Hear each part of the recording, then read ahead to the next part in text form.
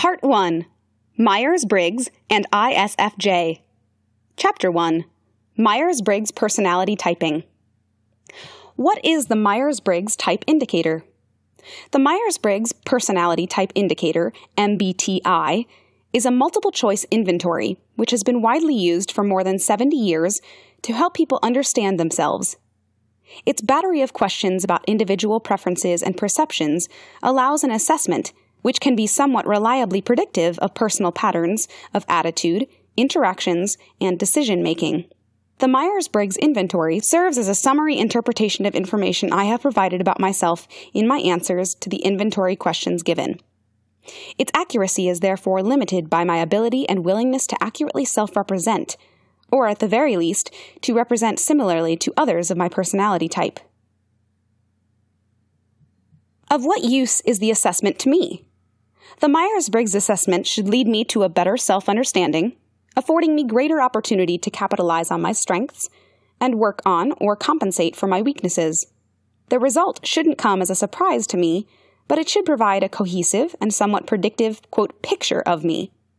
As a picture paints 1,000 words, the Myers-Briggs assessment should illuminate and clarify the person behind the, quote, 1,000 inventory questions.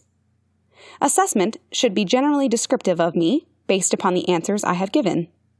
It will not describe me exactly, especially if the differentiation between my preference and the opposing preference in any or all categories is small. For example, if I am 52% introvert and 48% extrovert. It describes a type within which many people will fall. The higher my percentages toward one preference and away from another, the more accurate the description should be. If the result seems highly inaccurate, however, perhaps I have been inaccurate in self-reporting during the inventory, or maybe I don't know myself as well as I thought.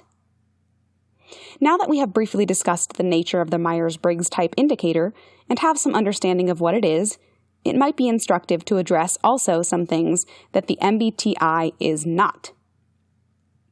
Not magic. The Myers-Briggs Type Indicator is not magic. There is no hocus-pocus involved. As we have described, the types are generated from my own description of myself. It doesn't predict my future.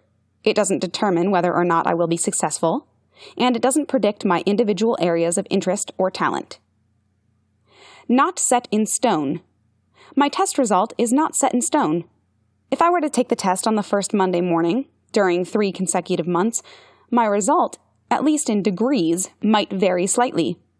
If I were to take it immediately upon graduating from high school, and then again 10 years after graduating from college, marrying, and having 2 children, it is possible that my result might see a more significant change. Age and experience might change a preference enough to move me over a line between 2 dichotomous preferences, especially if I were previously positioned near one. It may be that my personality remains the same, but my self-perception, and therefore self-reporting, changes enough to make some difference.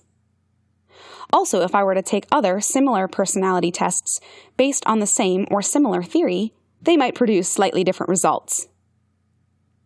Not likely to change drastically. Even given the potential for variation in results, or even some change, or at least development in personality type probably does not change very significantly over time. I cannot seem to produce the evidence, but believe that I tested many years earlier as ISFJ. So, 25 intervening years and the raising of 3 children do not seem to have changed my personality type, or my self-perception, though I would have liked to believe that during those years I have come to know myself better, and to be much more confident in my own, quote, skin. Not the perfect, error-free picture of me. As we said before, my Myers-Briggs type will not describe me exactly, especially if the differentiation between my preference and the opposing preference in any or all of the 4 categories is small.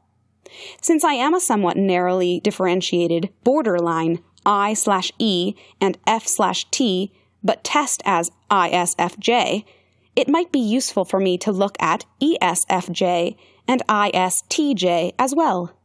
If I feel that the description for ISFJ misses the mark on some points, then the others might possibly bridge the gap.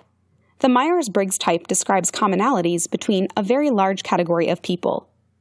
It is called a type, after all. and not an essence or summation. So, where the shoe fits, wear it to your benefit. But where it doesn't, simply take a heavy pair of shears and cut the shoe away.